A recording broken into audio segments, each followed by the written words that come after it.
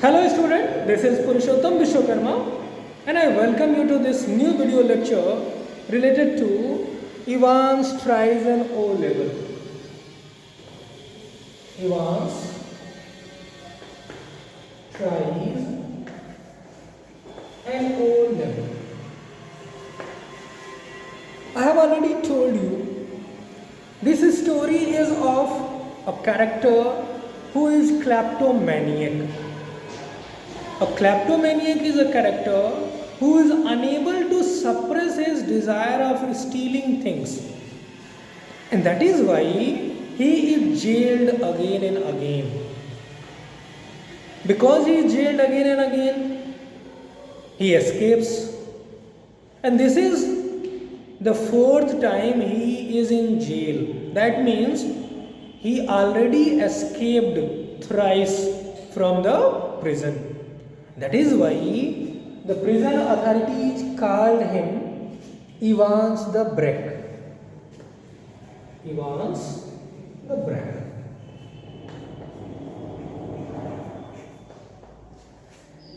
Recently, he started learning German O level, German language in September.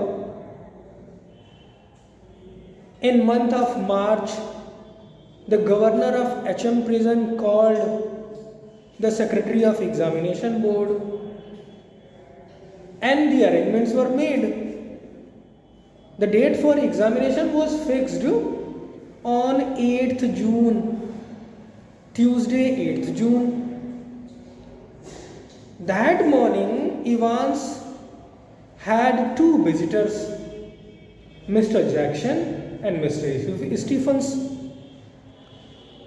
They had a warm gossip conversation. And Evans was called Einstein, laddie. So they had a warm enmity between them, Mr. Jackson and Evans. Furthermore, Stuart McCleary, who was supposed to invigilate the examination, entered the premises. The examination was scheduled to start at 9:15 a.m. But actually, it could not start at 9:15 a.m. Why? Because of the inspection of Mr. Stuart McCleary, Reverend Stuart McCleary. When he was inspected,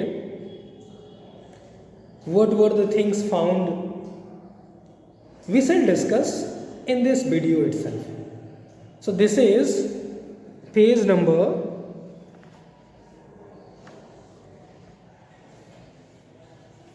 76 and 77 we will study today.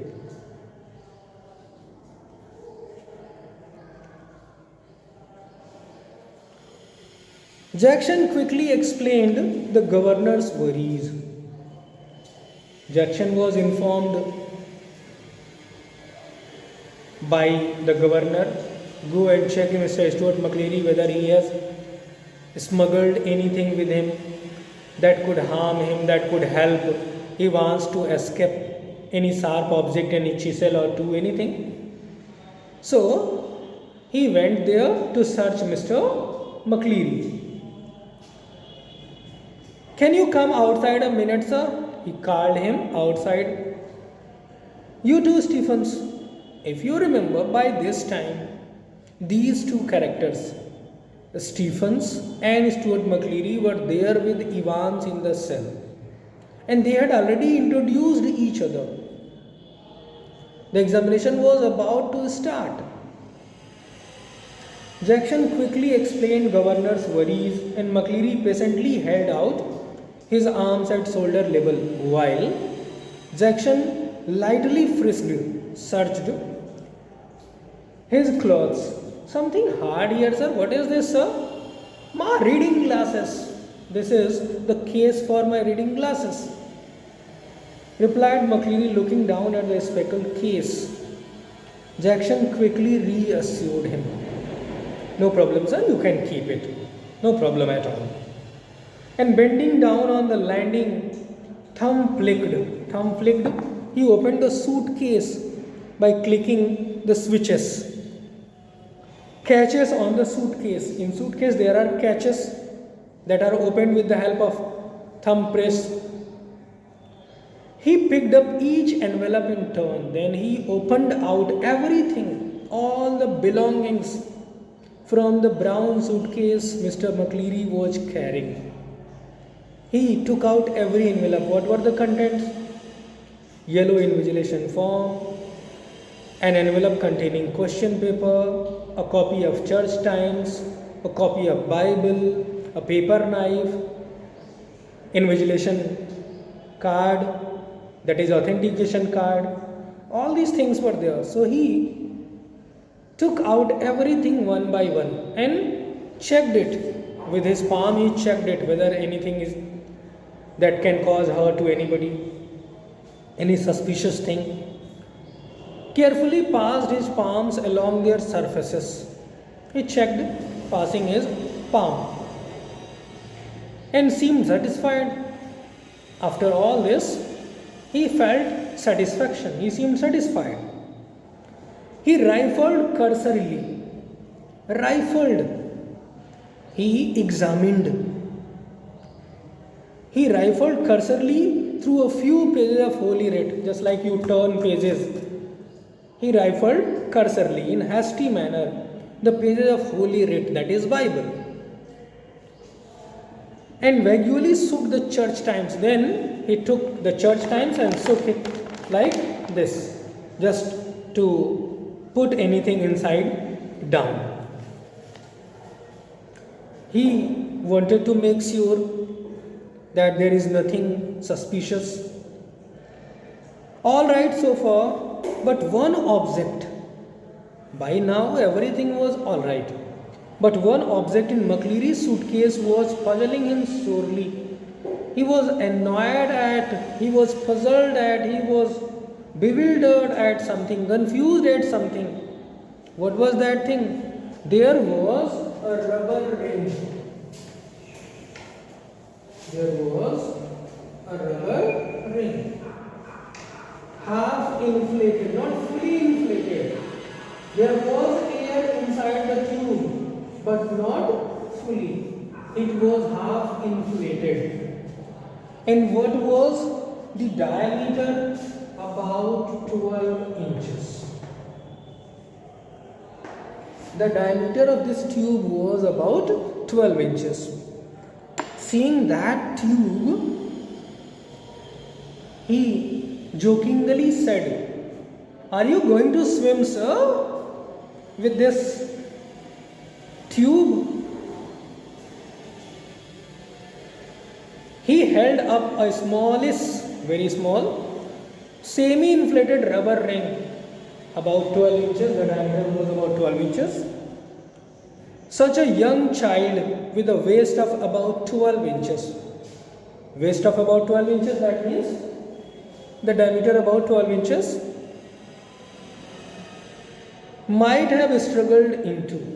So it was very small, not very big. You thinking of going for a swim, sir? What are you thinking? Are you going for a swim here? McCleary is hitherto. Hitherto means up to now, by this time. Amiable demeanor. Demeanor means social. Amiable means jolly fellow, funny fellow. By now, he was showing fun. He was a funny fellow, amiable fellow, but was slightly ruffled. He felt disturbed when he was asked about the rubber ring. He felt disturbed by this tasteless little pleasantry. He did not like it at all, this little pleasantry, this little joke. And he answered Jackson somewhat sourly. He answered in a more sour manner, in a disgustive manner. "If you must know, I suffer from hemorrhoids." You want to know? I suffer from piles, hemorrhoids. And when I am sitting down for a length of time, for long time I am sitting, and then I need this rubber ring for sitting. Very sorry sir, sorry. My intention was not to say like that. I did not mean to yell. The embarrassment was still reddening Jackson's cheek. He was embarrassed, he felt embarrassed after knowing that. So that embarrassment was still visible to his reddening face when he found the paper knife. Then he found just below it a paper knife. We have already discussed earlier. Paper knife was also there in the suitcase. At the bottom of the case, I think I had better keep this with me. So he said, it would be better for me to keep this paper knife with me. If you don't mind, sir, if you don't mind that, sir, may I keep it? It was 9:18 a.m. So all passed, everything. Examination was over. The inspection of McCleary was over. Now it was 9:18 a.m. when the governor heard their voices. So once again,